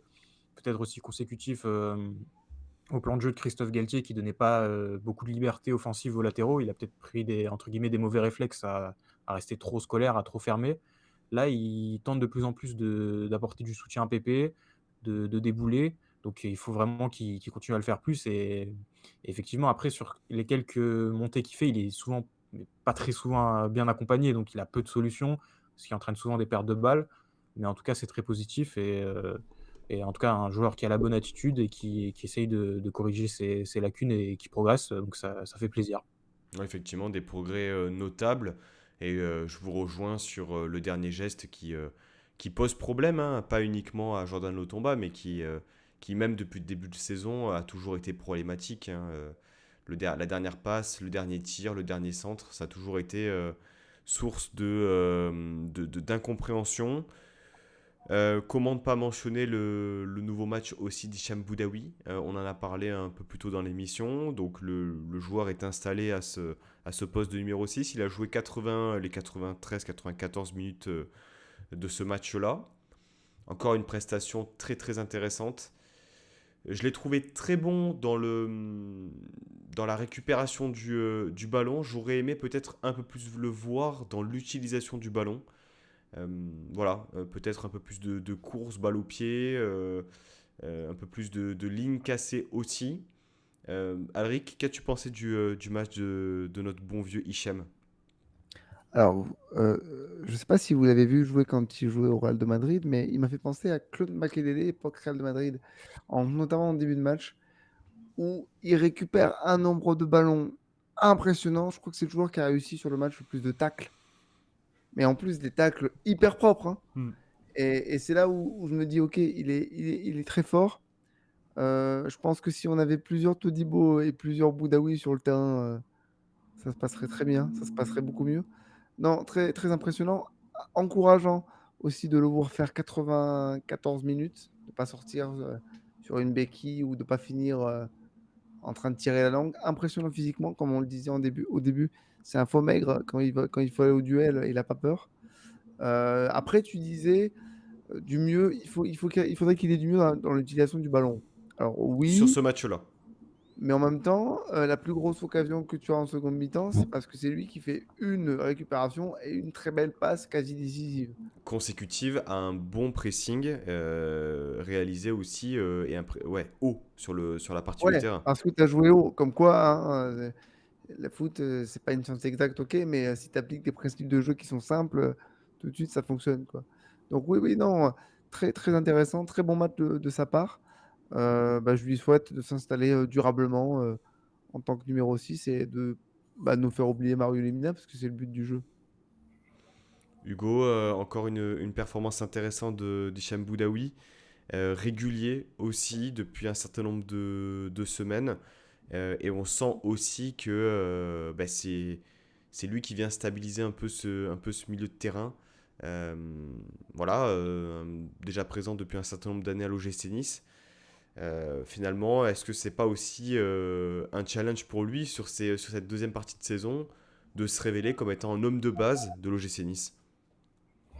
Bah, je pense que ça l'est déjà, puisqu'on sait qu'il y a cette stat qui court depuis un petit moment. Je n'ai pas les chiffres exacts, mais qu'on perd très rarement quand il est titulaire, en tout cas en Ligue 1. Et je pense que c'est pas un hasard, c'est pas une stat, c'est pas un hasard du tout. C'est que c'est le point d'équilibre, c'est le joueur qui va réussir à presser, à aller récupérer des ballons, à avoir la qualité technique et surtout l'intelligence aussi de savoir quand il faut partir en transition, quand il faut garder. C'est vraiment un super joueur. Et je trouve qu'on s'en est privé un peu trop longtemps. En le mettant justement dans ce rôle un petit peu ingrat de faux ailier droit, notamment l'année dernière sous Christophe Galtier, alors que sa place, même si c'est un couteau suisse, sa vraie place, c'est au milieu. Et on le voit, il fait vraiment du bien dans les transitions offensives, dans les transitions défensives. Et comme tu l'as dit, c'est vrai qu'on aurait préféré, on aurait bien aimé le voir plus avec le ballon. Mais comme on disait avant, on était trop souvent dans la transition très rapide avec Pépé. Donc forcément, et c'est ce que je regrettais un peu, on a peu joué en attaque placée, on a peu eu de séquences de conservation du ballon. On aurait pu le voir créer des différences par la passe. Mais oui, c'est une marge de progression dans notre jeu pour les prochains matchs, plus utiliser Boudaoui dans l'utilisation du ballon. Hmm. Après, par rapport à la conservation du ballon, tu dis on n'a pas eu beaucoup de temps de conservation. Si, on en a eu, mais le problème, c'est qu'on ne savait pas quoi faire avec. Donc, c'était ça qui était frustrant, notamment en première mi-temps, où on recommençait à retomber dans nos travers de ce handball gauche-droite. Et il n'y a personne qui venait proposer des solutions. Tu vois, ce qu'on avait vu contre Montpellier qui était très fort, c'était les appels, beaucoup d'appels, que des courses partout. Donc, du bonheur pour les passeurs. Tu sais où t'envoies le ballon. Là, c'était plus compliqué. Après, parce que on pourrait dire oui, on n'a pas été bon, mais en face, Hmm. c'était très bien huilé. Et quand on dit ils sont invaincus depuis 11 matchs, bah, je sais pourquoi du coup. Parce qu'ils n'ont pas été très efficaces, il faut reconnaître ce qui est. Par contre, à la récupération du ballon, ils étaient présents. Donc je pense qu'ils nous ont fait déjouer, même si on a aussi manqué de justesse technique par moment, hein. Mais je pense qu'on a eu du mal parce qu'en face, il y avait une équipe qui était très intéressante. Hmm. Ouais, c'est Il vrai. faut pas l'oublier, quoi. Faut Ouais, pas... non, mais Sinon, c'est discréditer leur performance à eux, quoi. tout à fait. Ouais, mais on parle d'une équipe qui avait battu Rennes, il me semble 3-1 juste avant que C'est nous-mêmes ça, on perde à ouais, ouais. Rennes. Donc ça veut dire aussi le niveau de l'équipe, quoi. Ouais, tout à fait. Faites bien de rappeler que le classement qu'a Reims à l'heure actuelle, il est peut-être pas forcément très réaliste par rapport à ce qu'il propose et par rapport au fait que, eh bien, Attention, oui, hein, c'est pas une équipe top 5, hein, mais non, par contre, Non, mais Euh, c'est voilà, une équipe, je pense, qui, si elle avait été prise en, enfin, dirigée plutôt par cet entraîneur, serait peut-être plus haut aujourd'hui. peut-être, ouais. Voilà, c'était plus dans ce sens-là. Euh, on, on a parlé d'un certain nombre de joueurs. J'aimerais quand même revenir sur le match de Kasper Schmeichel. Forcément, il faut en parler. Décisif sur deux face-à-face contre Balogun, où il fait le geste qu'il faut, même si la frappe, elle est la plupart du temps sur lui. Enfin, du moins les deux. La Enfin, première est plus compliquée que la deuxième, hein. c'est vrai. Première, Mais à côté de ça, un, un registre qui normalement devrait être maîtrisé par le portier danois, le jeu au pied, où il a été étrangement fébrile. Et si vous vous rappelez bien, ça fait quand même quelques matchs depuis Lens, j'ai compté dans ma tête, où il y a des moments où, alors oui, il est serein, il a une attitude très détachée, mais des boulettes, quoi. Des boulettes, là encore, à deux doigts de de perdre te le faire bas, contrer. de te faire contrer. Enfin, c'est. Ouais, voilà, excès de confiance. Bon, il fait son match, il fait ses arrêts, mais à côté de ça, il est toujours pas rassurant. Et c'est ça qui m'embête, c'est que ton gardien de but n'est pas rassurant, Alric. Bah, il est pas rassurant, oui, parce que au pied, ça a été compliqué aujourd'hui. Après, tu vois, on aurait pu lui tomber grave dessus si au bout de 15 secondes, tu prends un but. Et puis il sort l'arrêt qu'il faut. Je pense qu'en plus, c'est l'arrêt qui est le plus difficile sur les deux grosses interventions qu'il doit faire. Après, tu dis, il n'est pas rassurant. Il n'est pas rassurant au pied, mais je trouve que sur sa ligne et dans ses sorties aujourd'hui, ça a été intéressant. Hmm. Sur corner, quand il faut sortir des 2 points, il sort des 2 points. Quand il y a des centres un peu fuyants, un peu dangereux, ben, deux fois, il plonge pour couper l'offensive. C'est intéressant. Maintenant, au pied, oui, parce que ça a été bizarre. Je comprenais pas pourquoi il faisait des relances sur le côté, tu sais. Il restait dans l'optique de faire des passes à Dante Todibo, mais dans la surface de réparation. Je comprenais pas ça, c'était quoi le but de ces relances, donc c'était très bizarre. Maintenant, bon, il y a un clean sheet pour lui, il ne nous Ouais. coûte pas de points, il nous en fait, allez, on peut dire qu'il nous en fait gagner un parce qu'il sort deux gros arrêts. Moi, j'aimerais vous poser une question. Le gardien de Reims, il n'a pas eu grand-chose à faire, hein. Donc, donc voilà, moi je pense que le positif, c'est qu'il ne nous coûte pas de points aujourd'hui. Après, c'est vrai que le jeu au pied, ça a été complexe, ouais. Ouais, Hugo, jeu au pied compliqué, comme on le disait avec Alric, mais malgré tout, un clean sheet. Alors, est-ce qu'on voit le verre à moitié vide ou le verre à moitié plein? Je trouve que des fois, il a une forme de fausse sérénité. Exactement, ouais. Une fausse Bah, moi, c'est ça qui sérénité me dérange, ça. qui te fait encore plus flipper parce que tu te dis, non mais attends, enfin, ça me fait un peu penser, on va pas remuer le couteau dans la plaie, mais le but qu'on prend le deuxième à Paris, où très serein, on continue à faire notre jeu, etc. Mais non, en fait, des fois tu dois, enfin, on a besoin d'avoir un gardien derrière de rassurant, qui parle, qui est expressif. Bon, malgré tout, quel est ton avis sur son match cet après-midi? Ouais, moi, cette attitude, c'est ouais, cette fausse décontraction, c'est sur certaines séquences où on a la pression, quoi, où Reims presse. Lui, là, il est tranquille, il balance n'importe comment. J'ai vraiment du mal avec son attitude je le trouve pas assez concerné sur les phases où on est pressé, où on aime bien que le gardien il soit concentré, lui. Il a l'impression qu'il est tranquille et qu'il relance tranquillement, quoi. Donc après, j'ai l'impression que c'est son attitude normale, quoi, parce que même sur les frappes qu'il prend, qui passe vraiment proche de la cage, il est là toujours tranquille en mode Ouais, c'est. ça va, donc c'est peut-être son attitude normale. Et moi, ça me dérange un peu, surtout que sur ce début d'année, depuis qu'il est revenu de la Coupe du Monde, il y a eu ce match à Lens où pareil, le jeu au pied, il était trop tranquille, c'était compliqué. Donc ouais, c'est particulier. Après, ouais, il fait les arrêts qu'il faut, donc ça, on peut pas lui reprocher ça. C'est ce qu'on lui demande, c'est ce qu'on lui C'est demande au le final, strict hein. minimum, oui. Mais tu parlais du gardien de Alric, tu parlais du gardien de Reims. Moi, j'ai trouvé, plus rassurant, notamment dans le fait que, quand on avait une occasion, un face à face en profondeur, lui, il hésitait pas à sortir et à vraiment à gêner et il était Ah oui, imposant, quoi. mais Il si on gênait parle des sorties de l'adversaire. Kasper Schmeichel dans les pieds, et sans Voilà. déconner, on rigole parce qu'il doit il doit déplacer une masse impressionnante et il est d'une lenteur.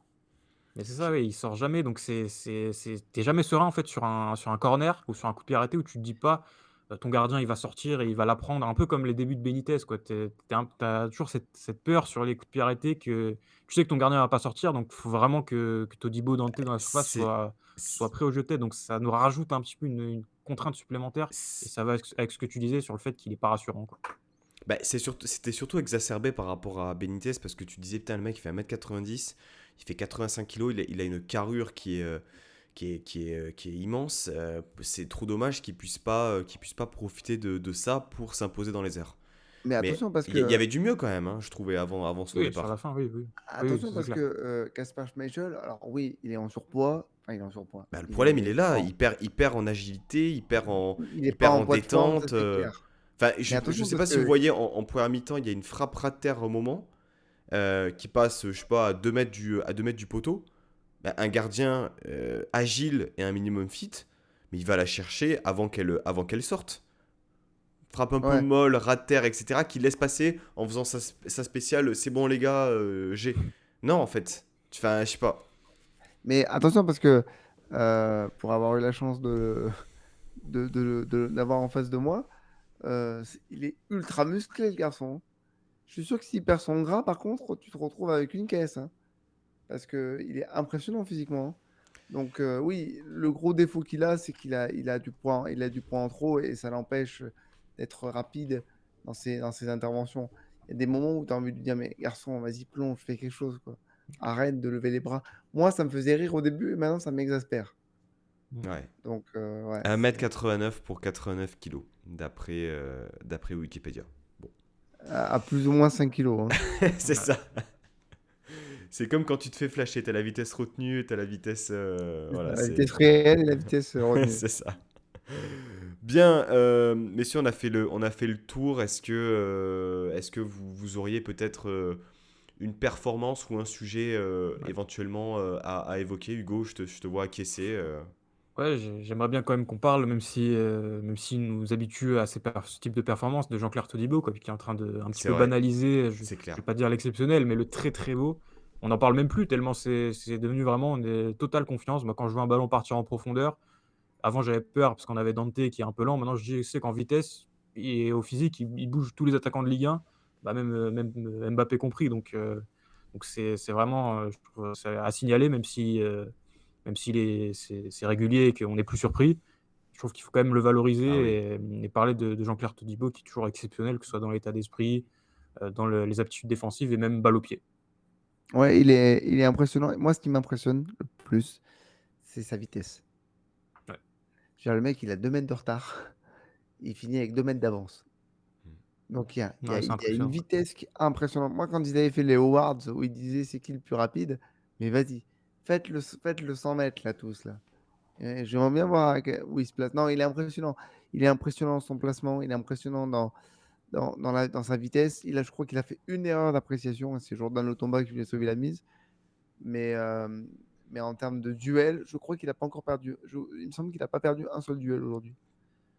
Si c'est Pas le le cas, souvenir. je n'ai pas le chiffre exact, hein, mais si c'est le cas, ça ferait le deuxième match consécutif à 100%. Euh, c'est c'est assez impressionnant. En fait, je me dis, qu'est-ce qui pourrait se passer dans une équipe où il y a un Boudaoui, un Dante, un Todibo? En fait, il peut rien se passer normalement dans une équipe qui a ces éléments-là. Alors, je rebondis sur ce que tu viens de dire, Alric, parce que Boing. pour moi, je ne suis pas forcément d'accord. Aujourd'hui, je mets Todibo au-dessus des deux autres que tu as cités, dans le Ah non, sens. mais attends, c'était pas un jugement de valeur, hein. Non, C'était non, pas mais pour. en fait, ce que je veux dire par là, c'est que je suis d'accord avec toi, les trois que tu as cités, quand ils sont à 100%, etc., ils font beaucoup de bien à l'OGC Nice comme à d'autres équipes. Mais alors, Todibo, il a. Il est. En fait, ouais, il est rassurant pour ses partenaires, rassurant pour nous, supporters, et surtout, il est moderne. C'est-à-dire qu'il est extrêmement rapide, extrêmement physique, il a un bon jeu de tête. Non, Il, f- non, non. Ça, il a dit. Alors, défensivement peut-être. Offensivement, il a dit j'ai de gros progrès à faire sur le jeu de tête. J'ai un jeu de tête à chier. Il l'a dit dans les awards. C'est Ouais. son Dans la gros surface défaut. adverse, oui. Dans la Ouais, ouais. surface adverse. C'est vrai que il a, je crois que de C'est mémoire, bien, il a c'est un marqué qu'un mec qui seul but. culmine à, il doit faire 1m90 ou un truc comme ça. Sur corner, ça doit être, ça doit être un tueur. Et il a jamais marqué, enfin, il a jamais marqué. Si, il a marqué début de la tête, mais c'est Ah, je sais pas. pas, hein. Ah, si, si. Alors, il a pas marqué. Est-ce que vous avez le match en question? Tiens, c'est pas une Si, question. il a marqué, oui, non, non, mais je parle Contre début de la Contre, Brest, tête. oui, contre quelle équipe? contre Brest. Contre Brest l'année dernière, il me semble, Ah, un but horrible. alors oui, mais il a marqué aussi un autre Contre match. Montpellier, il y a 2 ans, quand il marque de la tête Ouais, contre Montpellier il y a 2 ans. c'est de la tête, ça? Ouais, ouais, ouais. Mais c'est pas sur un corner, genre corner tête but, tu vois, c'est un Ouais. truc un peu bizarre. Mais oui, non, je crois que offensivement, c'est son point fort à améliorer, mais Hmm. après, il est impressionnant. Ouais. Non, mais il a quand même une marge encore qui est ultra intéressante et c'est un jeune joueur en plus de ça, mais il dégage quand même quelque chose qui est assez exceptionnel au point où tu te dis que peu importe là, c'est quand même fou. Il a quand même été régulier sous plusieurs entraîneurs depuis qu'il est à l'OGC Nice, hein. Urcea, Galtier, Favre, Digard. Euh, bon, c'est vrai qu'on on en parle pas parce que ça devient tellement habituel, mais il faut pas non plus effectivement D'analyser, quoi. ouais, banaliser ce type Ouais. de performance parce que honnêtement, je sais pas exactement quel type de carrière il fera, mais en termes talent pur, pas sûr qu'on ait eu un défenseur central Mm. aussi fort à l'OGC Nice. Ou alors peut-être à l'ancienne avant que je sois né et que on ait sans doute eu des, euh, des cracks absolus. Je pense à Adams dans l'histoire contemporaine du gym, qui était aussi défenseur central, qui était en équipe de France, etc. Mais alors, en termes talent pur, fabuleux. Je te Ouais. rejoins. Je te rejoins. Alric, est-ce que tu as un joueur par sa performance positive ou négative ou un autre sujet que nous n'avons pas abordé et que tu souhaiterais mettre sur la table? Alors, moi, il y a un joueur qui a cristallisé mon énervement aujourd'hui, c'est Melvin Barr. Mais parce que, en fait, c'était d'un point de vue offensif que je trouvais pas bon. Je veux dire, moi, les latéraux qui peuvent pas faire des centres qui dépassent le genou, ça me gave. Mais on m'a fait justement remarquer que défensivement, il y a 2, 3 situations sur ton fin de match où heureusement qu'il est là, Hmm. parce que il a au moins ce point fort d'être défensivement presque irréprochable sur ce match-là. Voilà. Après, un autre point, ouais, je suis content de revoir Bonani. Mm. Je suis content de revoir Bonani. Par contre, c'est là que tu t'aperçois que il te manque un offensif. Hmm. C'est-à-dire qu'une fois que tu as fait rentrer Bonani, Brahimi, bah, en fait, tu plus personne, quoi. Je veux dire, sur ton banc, c'est complexe. Je suis un peu déçu par la rentrée de Barclay. J'attendais un peu plus. Il aurait dû Voilà. frapper. Ouais, franchement, sur cette action où il est à 25 mètres des buts, il doit envoyer une praline du droite, du gauche, enfin comme il veut. Apparemment, il a les 2 pieds. Et il a trottiné En fait, c'est ça que je reproche à nos joueurs aujourd'hui, c'est qu'on a trop été attentiste quand on avait le ballon. On ne savait pas trop quoi faire avec. On a manqué d'instinct. Ce Hmm. que tu n'avais pas vu contre Montpellier. Contre Montpellier, on aurait pu frapper du rond central, je suis sûr que ça rentrait. Mais ouais, on a manqué d'instinct, je trouve. Donc ouais, globalement, c'est au-delà de redire des joueurs et de dire il a été bon, il n'était pas bon. Je pense que le vrai dossier, c'est qu'on a manqué d'instinct et de spontanéité sur certaines actions, offensivement notamment. Ouais, dans le Ouais, dernier et si je geste peux aussi, hein. ajouter, ouais, Vas-y, vas-y. et si je peux juste ajouter quelque chose, c'était sur, le coaching de Digard, encore une fois. On a vu que le match était bloqué à l'heure de jeu, triple changement, voilà, je le trouve toujours assez proactif dans ses décisions et il hésite pas à faire course aux jeunes. Encore une fois, Buonanni qui rentre à l'heure de jeu, il fait même entrer le petit Antoine Mendy à la fin alors que qu'on était en train de subir à ce moment-là. Donc ouais, Ouais, à mais chaque fois il coaching fait rentrer intéressant. parce que Barre sort sur blessure. Ah Enfin, bon? sort avec le nez Ah pété, OK. hein. Ah oui, OK, ouais. Mais ouais, mais oui, c'est vrai, ouais. Mais en tout cas, ouais, toujours bien, proactif dans son coaching pour essayer ce qu'on pouvait reprocher un peu à Favre qui tardait, je trouve, parfois un peu trop à faire ses Ah oui, changements ça c'est sûr. Ça va pas et manquer, ouais, c'est clair. là, à l'heure de jeu, 3 changements, on essaye de changer quelque chose donc et confiance aux jeunes donc c'est cool aussi là-dessus. Moi, j'ai une question pour vous, parce que je l'ai vu dans le chat, je crois, au tout début de l'émission. Parce que j'ai vu passer une rumeur comme quoi on était déjà en train de regarder pour le profil d'un coach très rapidement. Donc ça Mm. voudrait dire que peut-être que Digard, ça pourrait très, très rapidement se finir. Moi, j'ai une question qui est simple. Et dans le chat, n'hésitez pas à répondre aussi. Euh, Vous êtes pour ou contre le fait que Digard finisse la saison? Pour que l'entraîneur, le futur coach, fasse la prépa, construise son effectif et son équipe. Je vais me permettre de donner mon avis. La question n'est pas de savoir si on est pour ou contre. Non, mais Euh, c'est quoi votre choix? Aujourd'hui, bah, on vous donne le choix entre il s'en va là prochainement et on récupère un entraîneur non, neuf. non, parce qu'en fait, je suis même pas sûr qu'il s'en ira si un coach arrive.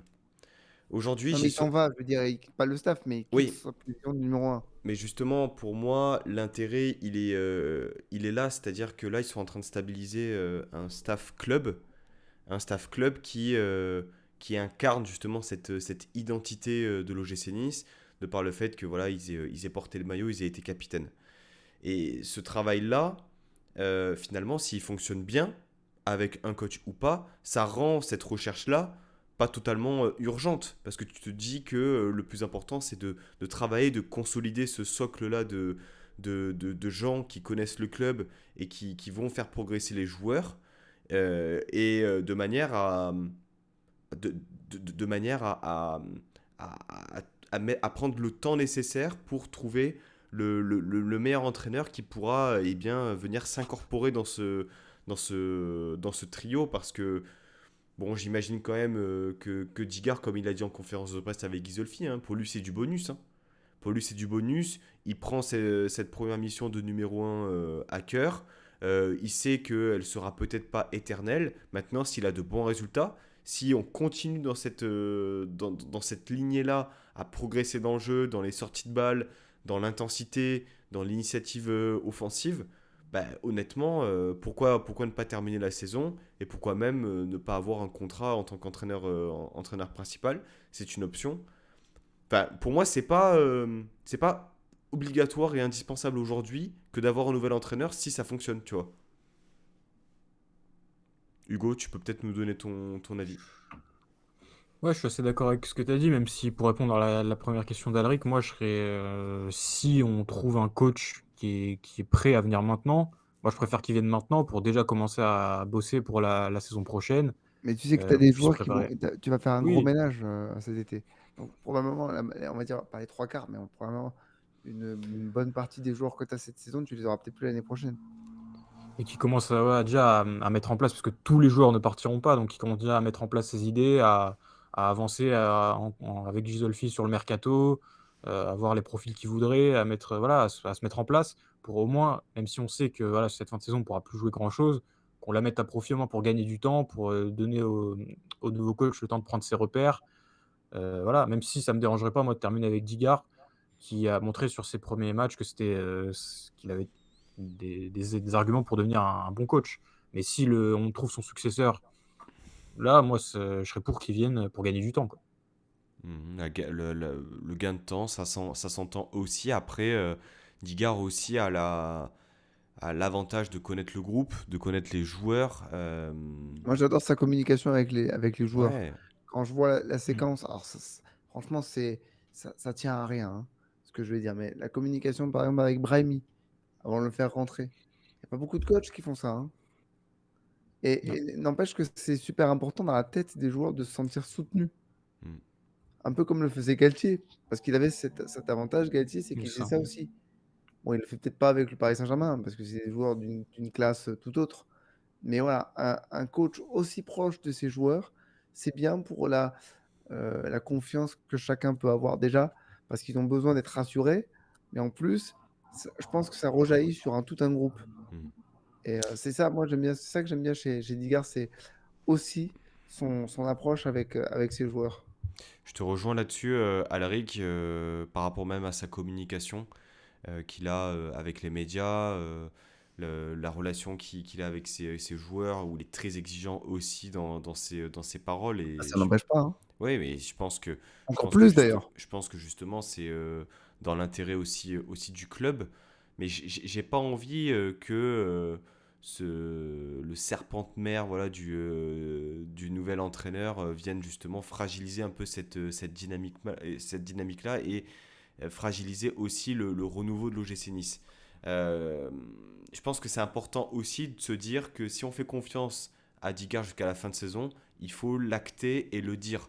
Parce que si on est constamment dans l'attente, en se disant qui c'est qui va venir, qui c'est qui va venir, déjà, C'est bah, pour ça que je te pose la question. C'est pour ça que je pose la question. Parce qu'aujourd'hui, il faut réfléchir déjà pour la saison prochaine. Encore hon- plus parce que tu n'as presque plus rien à jouer. Presque. honnêtement, enfin, j'ai l'impression quand même qu'on est sur le bon chemin. On voit quand même des choses qu'on ne voyait pas depuis le début de saison. On a réalisé notre meilleure performance mercredi. Euh, Si tu arrives à peaufiner un peu avec un, deux, trois joueurs supplémentaires, gérer les situations un peu compliquées au club, si dans le jeu ça va mieux, si dans les résultats ça va mieux, pourquoi venir tout freiner? Voilà. Et, et puis de toute manière, on le verra, je pense, en fin de saison. On aura un avis bien tranché par rapport à ça. Est-ce que Tigard continue ou pas? Mais quoi qu'il en soit, il faut que s'il y a un entraîneur, si ça se fait en fin de saison, il faut que ce soit le plus rapidement possible pour qu'il puisse travailler un peu dans les basques de Ghisolfi aussi. Et puis tu vas avoir l'arrivée de Jean-Claude Blanc au mois de février, Effectivement. qui va encore aussi apporter quelque chose dans ce projet, dans ce projet global. Alors oui, c'est encore une fois au sein de Ineos Sport, mais forcément ça va rejaillir sur l'institution OGC Nice. Donc, voilà, moi je posais la question parce qu'effectivement, alors attention, c'est que le deuxième match de Digard. S'il faut contre Lille, tu prends une tôle à la maison et tu remets tout en cause. Mais, euh, mais je trouve que il y a des choses qui sont intéressantes qu'on ne voyait pas avec Lucien Favre. Et même si j'ai adoré Lucien Favre, bon, j'ai adoré, j'étais très content qu'il revienne, mais il y avait un décalage qui était trop grand, je pense, pour que ça colle. Je serais franchement favorable à ce qu'on sache ce qui se passe, mais on ne le saura jamais et c'est peut-être pas plus mal. Oui, je pense qu'après, ça a été fait de cette manière-là. Peut-être qu'on aura des éléments de réponse dans quelques temps, mais à la limite, comme on l'a dit en début d'émission, le plus important c'est le club, c'est l'institution. Bon, il y a Fusa qui nous dit, après je sais pas ce que vous en pensez, mais les joueurs soutiennent Digard. J'espère que si Digard part, ça n'influe pas sur le comportement des joueurs. Mais moi je suis très serein par rapport à ça parce que je me dis que Mm. peu importe comment ça se passe, lui, Digard, il sait exactement si effectivement c'est en accord avec ce qui a été fixé avec Isolfi. Pour moi, il n'y a pas trop de problème parce que la situation, elle a été présentée de cette manière-là. Ça fait que bah, dans les deux cas, je ne suis pas sûr que ça pose un réel problème à Digard, soit de continuer numéro un, soit de retourner dans le staff ou pas, d'ailleurs, enfin, Même lui je le dit, l'espère. hein, même lui il dit, j'ai pas peur, franchement, je m'en fous, quoi. Ouais, donc je suis très serein par rapport à ça. Donc on verra bien, peut-être qu'effectivement d'ici peu de temps on aura un nouveau coach. J'ai l'impression quand même que la dynamique actuelle devrait justement nous permettre de continuer dans cette voie-là avec ces hommes en place. Honnêtement, c'est pas trop un problème que de ne pas avoir un grand nom en tant Alors, qu'entraîneur le là. problème, si, il y a un problème par rapport à ça. Je sais pas si on a trouvé la réponse depuis, mais j'avais vu sur la dernière émission que la question se posait par rapport à l'amende que tu Hmm. prends par match parce que Digard n'a pas ses diplômes d'entraîneur. Alors, je sais pas si vous avez trouvé la réponse, mais est-ce que les adjoints peuvent signer la feuille de match? Alors j'avoue que je n'ai pas cherché et que je n'ai pas la réponse. Donc si vous avez la réponse dans le chat, n'hésitez pas. Parce que ça, c'est alors, Parce que c'est pas un problème Sablé a les forcément, hein. diplômes. Hein. Sablé a les diplômes. Il Oui, me semble que ça mais se du fait, coup, ça, non? mais Genre, justement, je sais pas. par exemple, ouais. À l'époque, quand on avait Eric Roy et René Marsiglia, c'était René Marsiglia qui avait le diplôme et ça nous empêchait de prendre cette amende à chaque fois, il me semble, non? C'était pas ça le. Peut-être, hein, justement, j'ai pas la réponse exacte. Parce que Moi, je pense que ça sur, doit suffire, ouais. sur 6 mois, tu budgétises l'amende et puis bon, ça règle le problème. Sur plusieurs saisons, ça peut commencer à devenir un problème. Hmm, effectivement. Messieurs, eh bien, l'émission touche à sa fin. C'était un vrai plaisir de pouvoir discuter de l'OGC Nice avec vous, pouvoir revenir sur ce match. 1h15, 1h20 d'émission sur un 0-0. Imaginez-vous si l'OGC Nice avait gagné. Je pense que voilà, Bon, comme je l'ai dit avant le début du live, il y a pas de quiz. Voilà. Un manque d'inspiration de ma part. Ça peut arriver Ah, tu aurais pu aussi. prendre un joueur des années 60 ou 50. Une petite question sur Juste Fontaine, ça aurait pu aussi. Maintenant, écoutez, je vous souhaite une très bonne soirée. Nous, on se retrouve prochainement pendant cette petite trêve. Je vous le dis en avance. On organisera notamment avec les copains d'Avantinissa une libre antenne où eh bien, des personnes qui ont peut-être un peu moins l'habitude de passer au micro passeront lors de cette libre antenne-là. Et donc, on se retrouve pour le prochain numéro du Club Pancho. Alors, tu as parlé d'un match contre Lille. Je ne sais même pas quel est le C'est prochain match. Lille, Lille à domicile. Lille. Nice-Lille. Ok, Lille à Là, on a domicile. Lille, Lens et OM, là. Ah oui, d'accord, ok. Bon, ben, ça va être. Ouais. Ça va être. Bon chance, hein, comme on dit. Voilà, c'est ça. Ouais. Ça va être un peu compliqué. Bien, écoutez, merci Alric, merci Hugo. Passez une très bonne soirée. Et puis, écoutez, à une prochaine. Et puis, Sanissa. C'est ça. Issa Nissa.